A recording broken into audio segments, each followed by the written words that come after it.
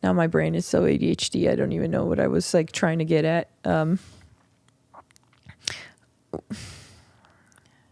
Right now, you're like, you finished saying what you were saying, right? Yeah. And you're saying like, I don't know, my ADHD brain. Like, you feel, does it seem like you need to like kind of validate that you're done saying what you were saying? No, it's because I sometimes trail off. Like I start saying something and then I don't know, something happens inside my head where I just like get distracted or like I forget what I'm talking about, and it happens all the time and I don't know what that is. People say it's like ADHD. I don't know. I never got diagnosed, but that happens to me, and then I get insecure about that too, because I'm like, why didn't I forget what I was trying to say? I'm not stupid, or am I stupid? Could we explore that feeling of insecurity?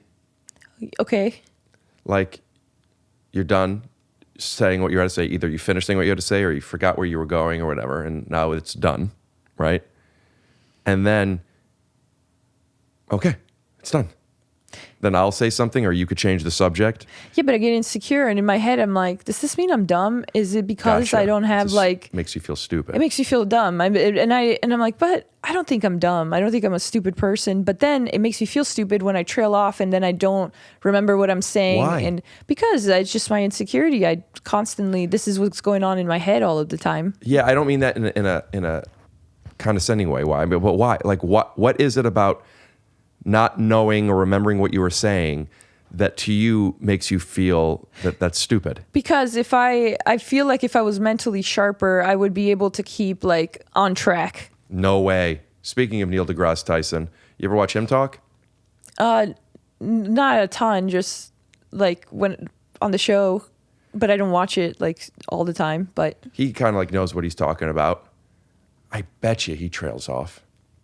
I do it constantly, though, to the point where I'm like, is something wrong? Am I stupid? Is that why I can't, like, even in our conversation, it was very intense, and I kept trailing off, like, at some points where I was like, I forgot, I don't want to miss anything, and then I panic, and it makes me forget more because I'm panicking on the inside. Does that make sense? You're over there nervous that you're trailing off and not missing something. I'm over here feeling insecure that I'm saying too many things. You're probably not going to, like, of course you're going to trail off. Yeah. No. That's just. Yeah, but then I don't know. These are things that I'm insecure about, stuff like that. And then I'm always thinking like, oh, because I want to be a certain way because I haven't accepted myself fully. I'm working on it, but like. Where do you want to be?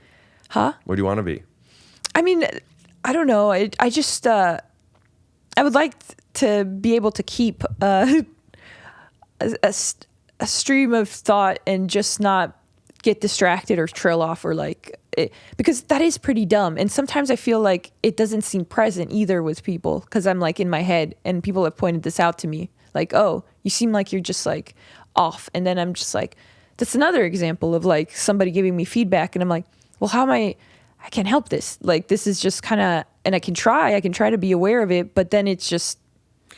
But if you can't help it, but you're aware of it, then you get to say things like when you're talking to somebody, hey, I don't mean anything rude. I sometimes trail off. I have ADHD or whatever it might be. You're just like calibrating people on how to receive you. Doesn't mean you have to change who you are. Yeah, but this is something that I would like. But maybe eventually you'll be better at it. Maybe you'll take medication. Maybe you'll learn how to do things differently. But right now you can't.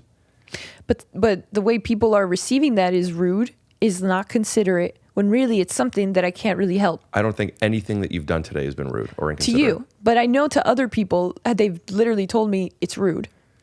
Have you let them know? Yes. But still. But that's all you could do. Yeah. For example, if you came in here and I said, don't put that there. Sit on the blanket. Don't do that. Put on socks. You might be, oh. But if I were to say to you first, hey, I have a bit of OCD. I appreciate your patience with me, but please don't put this there, do this. I'm getting the same thing out. Mm-hmm. You're receiving the same information that I wanted you to receive, but it's with a little more context. I want to be better with my OCD and with other things, and I've gotten better and blah, blah, blah, blah, blah, blah, blah. This is where I'm at today. This might be where I'm at, period. I might not get much better than this. I have accepted that about who I am. I don't love it about myself. I can't do anything better today to change it.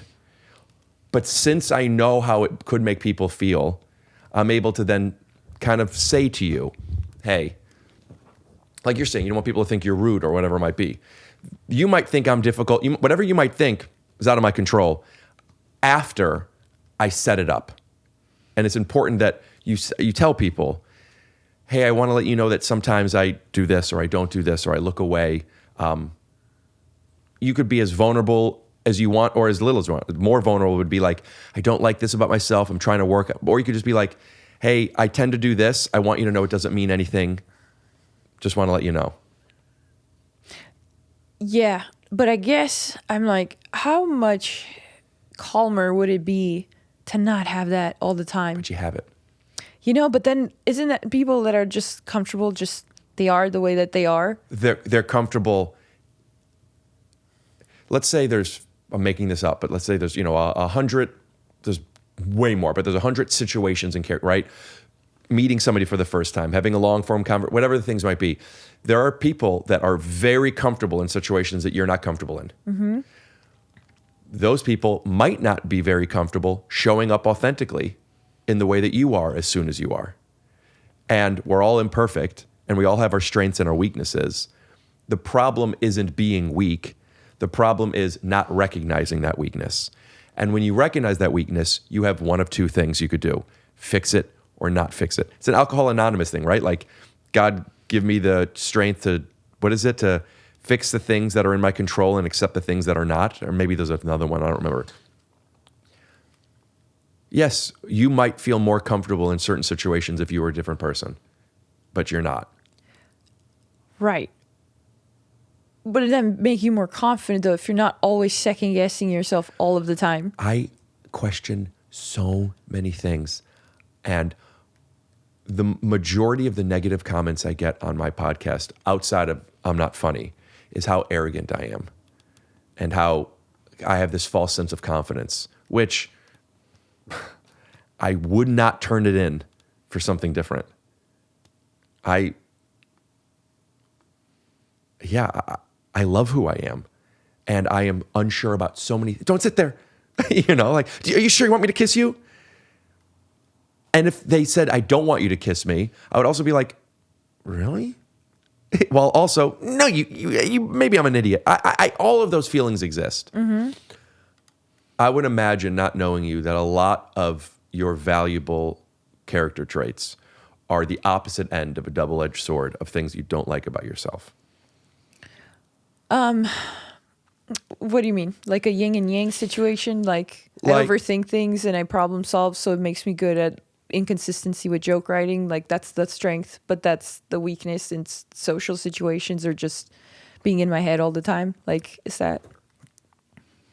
Some people might not consider things, and they walk through life feeling very confident and sure of themselves. And as they walk through life, they leave behind them broken branches and people who didn't like that interaction. But this person is clueless to it and is living a great life. I believe a lot of people will call that the patriarchy, and just like people doing what they want and not worrying about the consequences or how it makes people feel. Do you like philosophy at all? Probably. I'm not well educated. I forget. It might have been, I don't want to misspeak on who the philosopher was, but there's a philosopher that says if somebody is ignorant to feeling, to knowing, to knowledge, it might have been Socrates, I don't know, then they're not actually happy, or they're not actually like feeling good. They just are ignorant to knowing that they're not feeling good. But that doesn't mean that they're like feeling good. But how do you? And I know what the logic of that is like, if you don't know, huh? I kind of understand. Where it's like, if you don't know what's. But the opposite end is, if you know everything, you'd feel horrible. Yeah, like you're very enlightened, but then you're feeling anxious if you're super enlightened because of how much you don't actually know and you can't figure anything out and you're constantly overwhelmed. Right. And the other end of that is you don't know anything, you don't think about things, and then you're just you're chilling. You're like, okay. I know people who are like that and they're happy. So yeah, but then it's like, and then the philosopher's saying they're not actually happy. They just think they're happy. But what's the difference? I share in your curiosity there. Yeah. If you think that happiness is a state of mind. So maybe there's something that we're missing there. But what I'm saying is the fact that you care about things could only be considered a bad thing is if that care is leaving you unhappy. I think when it's unproductive, because I think I take it to an unproductive place instead of one where it's like, I'm learning about myself and I'm accepting myself. For me, it's like, how do I solve this? I can't solve it. Now there's desperation. There's like this feeling of like... As people get older, and more specifically, as they have more experiences, it gets easier to recognize what I think you were saying at the beginning of this, which is who cares? Like, don't care. Yeah. Because I'm not saying you should care and put thought into everything. What I am saying is recognize the difference between I don't care as a defense mechanism for wanting to just not make any changes about ourselves versus not caring about somebody or something that you've learned 7 times 7 is 49. I don't need to do the math right now. You know, an easy example would be if somebody comments something about the way you look in a negative way on a post. Whatever, man. This is not worth caring about this person. If, however, you read that it says something about, you know, like, she has a booger in her nose, why would she not get rid of it? I would then challenge you to say, maybe next time before you podcast, check if you have any boogers. I always get worried about that. No, I'll tell you right away. Okay, thanks. But I'm saying, like, if you don't care, then don't care. Yeah, but so, okay. I don't see how you can't care about somebody's feelings. You could feel somebody's feelings. Not everybody can do that, but I can sense somebody's feel. At what point care? Like I'm picking up they're feeling bad. Mm-hmm. I feel they're feeling. I'm feeling bad because they're feeling bad. Yeah. At what point do I let that override my values? Never. But you feel that they're feeling bad. You're feeling that they're feeling a certain way. Yeah. So there's a difference between caring about how people feel and making it your responsibility. You are not responsible for their feelings. Okay. I guess when I was saying, I don't remember what the beginning or what I was like trying to say about it. It's like, obviously you care about people's feelings, but I guess being confident is not letting let it change your behavior or what you trust unless it's something you feel you should change or maybe. I don't know what the right answer is. I just think you just give people the benefit of the doubt that they could control their own feelings. And maybe they can't, but that's not your job. But then what about, why wouldn't you just shout at me if you thought that as a human I could control, like, I could be like, oh, you know what? Because why would I be shouting at you? Why would I grab your boob when I could instead tap you on the shoulder and get the same outcome? Yeah, I'm not saying that you should do that. I'm saying shouting, if it's not clear, is an analogy to grabbing a boob. It's just inappropriate. It's me only considering how I feel and not how you feel. You should consider both. Mm-hmm. If I consider how I feel, I don't want the cup there, and I consider how you feel, she doesn't want to be yelled at or scolded by a stranger, then now I have enough information to make to respond, right? Yeah, you're not putting my thing over your thing. You're just presenting your thing in a way that both of our things can... Correct. You're still making your needs known and not disrespecting me. Now, understanding how you might feel, which is just, we get from experience of interacting with people, and knowing what my needs are. I don't want that cup there. I want her to feel safe, which is only so much. There's only so much I could do for that. I will then say, hey, would you please not do that? Or however I said it, which I felt was okay. And tell me if I'm wrong. But then if you're feeling like, oh, he hates me or whatever, I care. I just don't feel responsible for that. Right. You made your need known. And it's because you value not making your needs known in a way that's not going to be like... that I'm hoping isn't going to leave you Right. feeling disrespected. But if somebody doesn't value that and they know that they don't value, they just want to have their needs known and they don't value... Oh, it's okay how they respond to it. Then they're a child. Are they? If I don't care how you feel and I only want my needs to be met, and I say, don't put that there, and not consider how that makes you feel, that's a child. Or what if they're okay, though, because they've thought about it? Because we're assuming people are thinking about things. That they're not just impulse control, right? No. Okay, so... Humans are very reactive and respond to their emotions without thinking But a like, lot. okay, so we've established we think, and then we want to like calibrate to make... Because we care. We value making people feel bad. We don't want somebody to feel bad, so we're changing our behavior so we make our Those needs are two separate known. things. But... We care how other people feel. That doesn't mean we have to change our behavior. Okay. But if we care how they feel, our behavior might then change. okay, sure. Pardon me, it's a big difference to me, but maybe that's a moot That's point what, to you. No, that's what I'm... Yes. But then if somebody... Do the example in this. Yeah. But then if somebody is like, okay, I care how this person... Or I want to make my need known, and if this person doesn't like the way I am, they can leave, and I'm okay with that consequence. I've thought about this in my head. Yes. I don't care if I'm hurting their feelings. Then... But no, but but I don't care if I'm hurting their feelings is contradictive to the first part of that. Have your needs be met and care about their feelings. It doesn't mean that their feelings are more important than your needs being met. It means you can't make somebody meet your needs. It's not their job to meet your needs. You can let your needs be known and set a boundary that if they are not respected, then you can't continue that interaction. That's something that you could choose.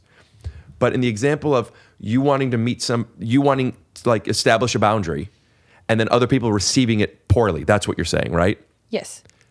As long as you expressed your boundary respectfully, then you are not in control, nor should you be in control of how the other person receives it. Okay, but what if you thought, effectively, this is what I want to say, and this is how I'm saying it? Could you give an example? You could do the like cup that, thing. like the cup thing, like where you're like, no, don't do that.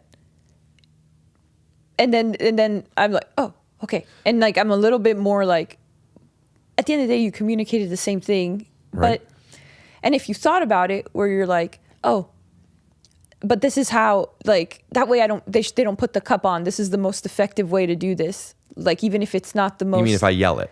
Like, if you were to do it in a more urgent way. But I'd be wrong. That's not the most effective way to do it. It is the quickest way of getting a reaction from you. Mm-hmm. But at the cost of getting a reaction from you. But what if somebody else that's not you thinks this is the most productive way to do this? That's where I would then say to them, hey, you should maybe consider how the way you behave leaves other people feeling. But what if they calculate it in their head and they're like, this is what matters more to me, and I've accepted the risk that this person will walk out? You're saying, what if a person considers how the other person feels and still says, don't do that, and they do that anyway? Yeah. Then I would say, right away, hey, I reacted pretty aggressively. I recognize that. I apologize. I just don't like cups being there. If you just go, no, and yell at somebody and don't take any accountability over being extremely aggressive in a way that I apparently was with you and didn't recognize it until you told me. In this conversation, you said it feels a bit aggressive. Well, it was just intense. Right. I am okay with that. I'm okay with the way we spoke. But knowing that you aren't... Well, I wasn't saying it wasn't okay. It was intense. Yes. Yelling at somebody to not put the cup on is intense. If I don't know that you feel that way, then I'm like, I don't know what the word is, annoying or just like inconsiderate or... But you associated intensity with negative, but intensity is just intensity. I feel the same way too. I didn't know how you felt. I was kind of recalling as an example of you saying it was intense. Pardon me. Right. something I do think of, I don't want to say a negative, but I wouldn't call it a positive, is you defining that intensity as leaving you having a wall up. And that's not something that I wanted. And then later on, you end up saying you feel like you're maybe being too vulnerable. So I don't know. It's not for me to decide how much you offer. I am confused. I don't know either. I'm saying things, I'm feeling a certain, like I said, I don't know. Like am I oversharing? I'm constantly like, I can't have a conversation in the moment. It's hard for me. And I feel like that's why I never do podcasts, because I feel so in my head the whole time. And then I'm like, oh my God, now this is going to be out there. And I don't even know if what I was saying was really thought out or exactly how I wanted it to be. I'm a perfectionist too. So it's so hard to just not have something that's, like it's difficult for me. But you also seem to be somebody who wants to show up authentically, right? I do, but I want to be authentically like, oh, I'm really proud of this thing that I crafted and now I'm going to put it out there. Like for my set. That's why yeah, but here, right now. And like right now, everything I'm saying, I'm like, oh man, this is probably not something that I should have out there because it's so vulnerable and it's so like, and then I care about people are mean. Yeah. People are very mean. People are mean. They're going to say mean things about this. I'll tell you something. And I don't know how many podcasts you've done. Too many. For whatever reason, the people that watch this podcast, and I'll tell you what I'm telling you from what other guests have said to me. I really believe, at least from my understanding of things, that the audience for this podcast is the kindest podcast, at least in the comedy community, that exists. And see, but I shouldn't care. That's what I mean. I should just be able to talk to you what's without having all of this. What's your intention of coming on the podcast? I don't know. Well, that's a big one. Understanding your why is very important. I would imagine it's so more people are introduced to you, so eventually they might want to buy tickets to your stand-up. I mean, that's kind of a direct path of promotion, right? People go on late night to promote their movie. I mean, that's just what it is. Right. Yeah, I'm on tour. Obviously, I want to promote that I'm on tour. I want people to get to know me, but then So of course it's okay to care. Yeah, but then I'm also like, I think stand-up is a good way for me to be who I am in a way that people don't know for sure if that's who I am. Whereas right now it's like the rejection it would hurt more because it's like, oh, I'm just talking to you and I'm being like, just myself and it's this way. And then if, it would be more of a like, oh, they're seeing me and then they're deciding. And it's because I don't have that security with myself, which is what I meant when I meant like I shouldn't care. I should just be able to be. This is how you get it. Myself. That's what I mean. You don't have to go on a podcast to get secure with yourself. I don't mean it that way. I do think there's a little bit of higher gravity in this situation when more people are seeing you.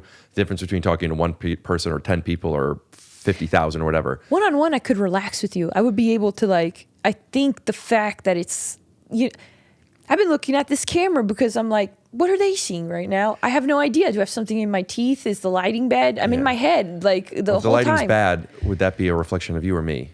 Of me, like there's no bad lighting. It's just like, do I look bad? Like I think about, it's like, oh, that's so superficial. I shouldn't be caring about what I look. Who gives a fuck? And then I'm thinking the whole time as I'm talking, oh, I'm seeming like weird. I keep trailing off. Like you keep going back and forth between I shouldn't care and who gives a fuck but I do care, as if they're binary things that need to be one or the other, and as if there's nothing in between.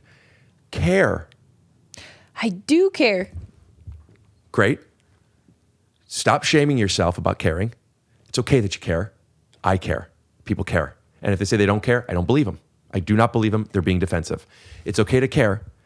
Also, it's okay for, even though you care, for it to not necessarily have to be a reflection of your capabilities and of who you are. You go up on stage, you want people to think you're so funny. You get off stage. Maybe they thought you were so funny. Tomorrow, that's not going to do anything for you. You go up on stage, you bomb, nobody thinks you're funny. Tomorrow, you might be thinking about that still. It's the same thing. It doesn't matter after it happens, I've posted episodes that I was embarrassed about before posting. I used to have a hard time posting it until I'm like, oh yeah, that was just where I was that hour. Like, I don't want my whole thing to be, oh, she's like insecure and anxious and nervous. why?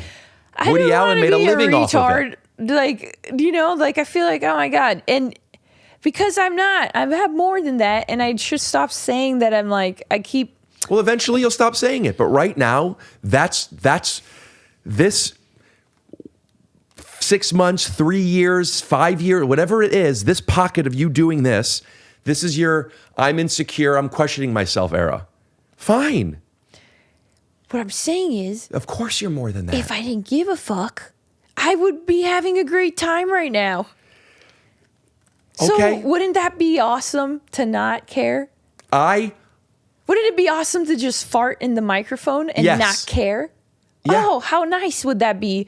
I can relax. Yeah. And I can just do whatever I want without constantly having all these voices all the time. You will fart into the microphone. At some point, No, I won't. your stomach's going to be hurting. I'm not gonna do it. The situation is going to be up there. I don't mean it literally. I know. I'm telling you, you're very neurotic. You and I have a different sense of neuroticism. Yours comes from what you're saying, at least in decent part, from Catholic shame. And whatever neurodiversity exists within your wiring. We're not the same, but I very much relate to that. And I'm telling you, eventually, you're going to get so used to the discomfort that you don't mind it anymore. It doesn't mean that you're going to be comfortable all the time. It means that you're used to that. It's like people who live in a really hot climate and they keep sweating when they go outside. Eventually, you'll stop sweating. No. You're going to sweat. That's the world that you live in. You're going to sweat. Eventually, you're not going to care about sweating anymore. You're going to dress accordingly. You're going to wear your makeup accordingly. You're not going to care if it runs. It's just, you're going to get used to it. How long have you been doing stand-up? 4 years. Okay. Very new. Would you agree? Or do you not think 4 years is very new? I feel like everybody keeps saying it's pretty new. Okay. The only negative connotation to that might be for people that are judging the success that you have with how short you've been doing it. Good for you. There is no negative to that. That is an anomaly, though. There aren't too many people who have been doing it for as short as you've been doing it with as much success. Success is, you know what I mean by that? Like how many people, you're touring, people are buying tickets. That's great. It's still very new. You're going to keep figuring stuff out. And I'm not here mentoring you. I don't know. You have way more followers than I do. I'm just telling you as somebody who, in my head, am comfortable in discomfort. I accept who I am. I very much relate to your point of view and your feelings. I think that stresses me out too, because I'm like, why are people like, so then Why I'm are people what? I don't know the assumption. like I get like in my head about like, why do people like me? Like, why are they following me? Like, and then I'm like, of course you I'm feel going that. on this podcast, and then I'm showing myself, and that's when they realize, she's No, that's when they realize why they like you. Yeah, but what if instead it's like they see that I'm like Then this? let them, to use your logic, let them find that out now. I guess, but then it's like I didn't have to do it, and then they could have just like judged me off of my jokes, which are crafted and which I think about instead of just me But as a person. this isn't a special. This is a podcast. I know, but I don't know. This got intense. I thought it was going to be like we were going to do bits or something. You know, that's what I thought. I understand. And so then now it's not bits at all. It's really. I feel weird. I feel exposed. And now, this makes me really uncomfortable. Well, two things exist. One and first and priority is you feeling okay. And if you don't want me to put this out, I won't. Okay? I'm not telling you, the second one is I'm not telling you this as a salesperson. Really, I don't have to put this out. I'm telling you as somebody who has had 320 some episodes of this. with conversations of getting stoned with people and having cartoon shits all over each other, and then having conversations where we're crying and talking about insecurities and vulnerabilities. I almost started crying the whole episode. I almost cried at one moment. I saw that. I knew. I could tell. So I'm from a different place of what I'm okay putting out there. I really like you. I didn't know you before. I relate to you. I think you're honest. And I don't know about your comedy. Knowing how I feel about you now leads me interested into seeing your stand-up. This isn't praising this podcast or me because I don't have that huge of a following, but the amount of people that I meet after podcasts, by far, the things they say to me, outside of, oh, I love it when you have Lisa Gilroy or Adam Ray or whoever the people are how seen they feel, how much that they've learned about themselves, about communication, not because of me, but through conversations I have with other people and the type of conversations that I like to have. It feels really good meeting these people and the things that they say, because it does leave me feeling like people like what I'm doing. People like this stuff that feels really vulnerable and embarrassing, and they get something out of it. And they want to buy tickets to my show to watch me do something that's quite different than this, where I'm up there being quite different from this. You know what I mean? And this conversation, I think is awesome. I think this conversation coming from somebody who, if they don't know you in a similar way to I don't know you, and they look at your Instagram and they see that you're doing all of these shows and you're a beautiful woman and you have this big following, and oh, she feels the way that I feel? She feels insecure like this? I started feeling that way when I realized how many people have OCD and them talking about their rituals and stuff. People feel seen, and it's nice. So the thing that you're embarrassed about and feeling vulnerable about, again, I'll send it. We'll do what you want. We won't post it. We'll delete stuff. But I'm telling you, I feel very strongly about the things that you shared. I think are lovely. I feel so lame always being like, oh, I'm not confident, I'm insecure, I have this whole like, and I feel like that's what, I don't know, like people tell me to not talk about how not confident I am, to like, you know, you gotta fake it, you gotta be like, but I'm not. And I mean, and to some degree, I know that I must be, to put myself out there and to do it anyway, even if I feel this like, you know, so there must be some kind of like, I don't know what it is. I don't know how to describe it, but I don't know. I know. I know. And I don't know how to put it in words a lot of the stuff a lot of times. And then I'm like, am I lying? Am I the one that's contradicting myself all the time? Like, because I don't know how to like, even this whole conversation we had the whole time, I'm like, I'm not disagreeing with things you're saying. I'm just exploring in real time, and I don't know how to phrase it. You said that. You said, I'm exploring this in real time. Yeah. I agree with you. You said that to me. I understand the idea of playing devil's advocate and wanting to question things to better understand, or to understand differently, or to understand it all. Yeah. And I don't know. So I guess it's hard when I'm like, well, tomorrow I might feel completely different because I'm going to think about this a lot now. Have you heard of vulnerability hangovers? I No. heard that term a few years ago. It makes so much sense, where you feel really vulnerable, and then like the rest of the day, maybe even the next day, you're just like, what the fuck? Oh, you get like post nut clarity, but with your feelings? Yeah, that's vulnerability hangovers. Yeah. You get post like feeling clarity. Yeah. Or the feeling just stays. You know, I guess a really long orgasm would be a nice thing. Like but after you the opposite. masturbate and you feel guilty, you know, like, I don't know if you have that, but like I used to feel guilty, and then you feel gross. You're like, oh, why did I do that? Even though in the moment it was like, oh, this is nice. So that's what you mean? Like, we'll be like, oh, this is nice. And then later I'll be like, why did I do that? I feel like ashamed. Sure. Yeah. Sometimes I feel that way if like, I feel the same way in masturbating sometimes and eating sometimes. Sometimes I'll jerk off and I wasn't even horny, or I'll eat and I'm not even hungry, but like I just wanted the dopamine. So in those moments I'm like, oh, what the fuck am I doing? Right. So like the immediate gratification, a lot of times it's what like It's a distraction. because it does feel immediately gratifying to share your feelings with someone and be vulnerable. But then afterwards, when you start like thinking clearly, kind of, when you're not just, but it isn't thinking clearly.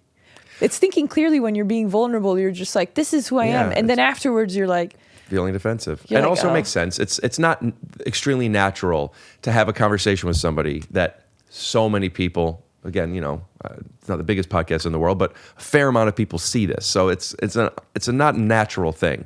yeah. I will say that when you said like, oh, people keep saying don't say this and don't say that, that's a good rule to set. But like in improv, like there's some rules that are fundamental, and once you understand them, you could break them by choice and by design, right? Like Steve Martin says, never let the audience know you're bombing. That makes sense. The reason is they might not know you're bombing. Why are you telling them that you're feeling insecure? However, if you're feeling a certain way and you can't not think about that thing, the alternative is to not be present and to just kind of go through the motions. If you're comfortable enough in your craft, hey, I am feeling very insecure right now, then acknowledge it. Just do it with intention, right? I am such a blabbermouth. I feel like I can't play it cool. This was always going to happen because Yeah, so- of how you are. This was always going to end up being this way. Then great. And then I get the hangover thing you say. Get the hangover. I have it right now. Can you be hungover and drunk at the same time? Yeah, but I think it's because you were drinking. No, now it's worn off. I had like a shot. I'm telling you, I used to be much more sensitive to this feeling until I've had enough of these. And it's like, it's still raining outside. I'm still getting wet. I get it. But I'm like, whatever, man, this is what it is. Right. So you're not caring if they're like judging you about it. I want them to think this is the best episode. Everyone's going to love this. Tons of people are going to want to watch it. People are going to want to buy tickets to see both of us. That would be awesome. I don't expect that. I don't expect it to be negative either. I just know this is who I was today. This is who you were today. Put these two forces together at this time. This is what happened. Great. If people don't like this, they're not going to watch the whole thing so they could seethe. They're going to realize, like you said, soon enough, and they're going to be like, this ain't the episode for me. And they're going to turn it off way before you get into the vulnerable stuff. The only people that are going to watch this are people that want to watch this. Mm-hmm. So the only negative of this not being a good episode would be for me to have the retention go down, which ultimately affects advertisers and numbers, which I'm not going to lie to you and say I don't care. I do, but I don't prioritize that. It's going to be what it is. And when somebody says to me, how was the episode? I used to say, I don't know, because I have no idea. Now I say, I don't know how the episode is, but I felt really connected the whole time, or I laughed the whole time, or whatever the thing is.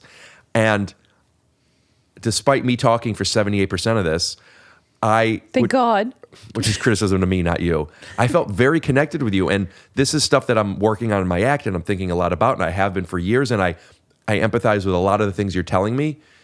And like, I loved being able to say this stuff out loud and talk with you and be challenged from the things that you did and respond the way that I did and think about the things that I did. And all from you telling me your feelings and your thoughts and what you agree with and you disagree with. I think it's a great episode. Yeah. And whether or not I post this, I challenge you to allow yourself to be this more. Yeah.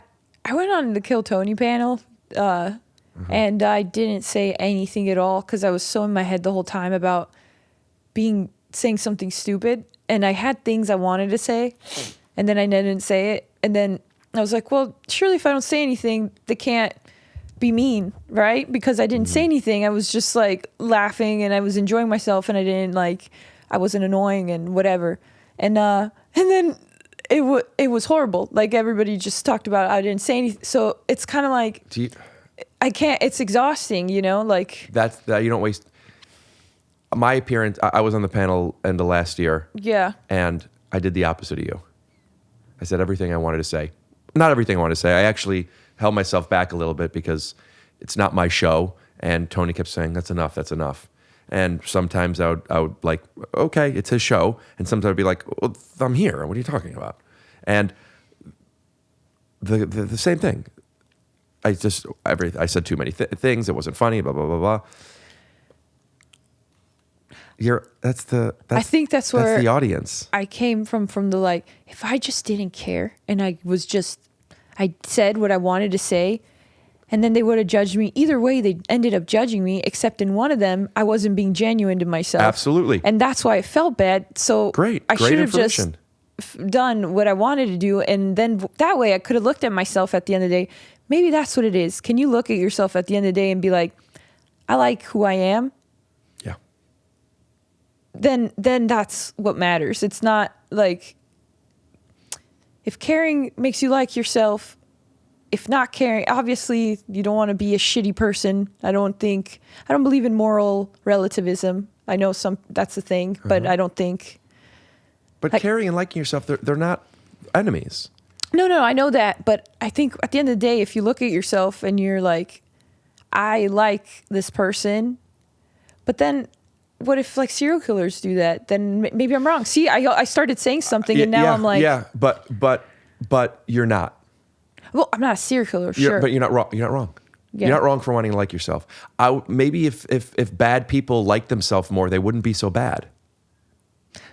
But what if they like themselves because of that? Because some people are psychopaths. They don't feel. Yeah, I'm not trained to speculate on. I can't talk on that. Right. I don't know. Right. But I know that the people that I'm friends with, the ones that like themselves, are more nicer. pleasant to be around. Yeah. For sure. I've seen that too. Usually people that are mean or condescending or something, they're fighting something inside themselves, and that's a defense mechanism. Yeah. I've noticed that. They also might be misunderstood. They also might be trying to make a joke that is going... They're just autistic. They're just saying what they... But you can tell that sometimes when people are just a little like... Or like, I don't know. Maybe I can tell. Maybe like I can tell when people are like... Maybe you could tell if it's close enough to within your... Like, my wavelength, yeah, like human eye could see Roy G. Biv, right? And you need certain tools to see infrared or something. I think there's a spectrum of like what people could see and notice if it's close enough frequency. Yeah. But I don't know. I feel like, yeah, you're right. There's some things obviously that I am pretty in tune with the vibe changes. You know, I can sense it like immediately. But when the vibe changes, if you recognize the vibe changes, but you don't know why, you might fill in the blank. Sure, I do that a lot. That's where the information is valuable. Did the vibe change because I said, don't put that there? Or did the vibe change because... I put that there. Or something else happened around that time? I farted. Yeah. I was just kidding. I didn't. I still haven't. I've been really... I'm okay with people farting. I didn't. I've been holding my pee for a while because I didn't want to interrupt the flow. Well, we could end it now, or we could go pee real quick and then end it. Why don't we each go pee, and then we could end it with like, so where can people find you? And we'll put it up earlier too. But like, I also have to pee, and that was a great reminder. To be so bad. Okay. I'll go upstairs. Bathroom's right here. Okay. All right. Well, this is one of the longest episodes, unless we ended up trimming out a ton. But before the memory card runs out, I did something. What happened? I don't know. What'd I do? Anything you want to plug? Huh? Yeah, sorry. I don't know. Did I do something, do you think? I think he just was like, where'd you go? Oh, there you are. Oh, yeah. Told you, dogs and babies love me. Well, consider performing to them. I feel like I wanted to do a special where I just perform to like 12-year-olds. Like 12-year-old boys who just think farting is funny. And just like it'd be like, and then be like, ah. So you just have to picture the audience as 12-year-olds. No, I don't mean it for a confidence sense. I just mean like that's kind of where my sense of humor is. I have the sense of humor of a 12-year-old boy. Oh, yeah? So I think they would really like me. Yeah. I think so. And just, I don't want anything to be taken out of context. So just to be clear, I really want to play to a whole bunch of little boys. Yeah. So just so people understand. Anything you want to plug? Yeah. I'm on tour right now. I'll plug my Instagram because I have all my dates on there. It's Creamery. Spell it. CRIIMARII. And my website is CristinaMariani.com. Yeah, of course you got to spell that. Nobody Creamery. No. I just paused because I realized how it sounds. Oh. It's just, but it's my first and last name. Pause. Alvin, I love you so much. Alvin, do you think this episode was good? Yeah, I think it was great. I learned so much. Oh, you're such a good boy. I love you. Oh, I love you. All right. Well, I think that's the end. You know, I could give you the rest of that Patron if you want to take it home. No. It's okay. All right. Well, dare I say theme music? Theme music? Scoot doo, Okay. Let's say that we can get a Polaroid. blabbity blue, scoop dee. Oh yeah.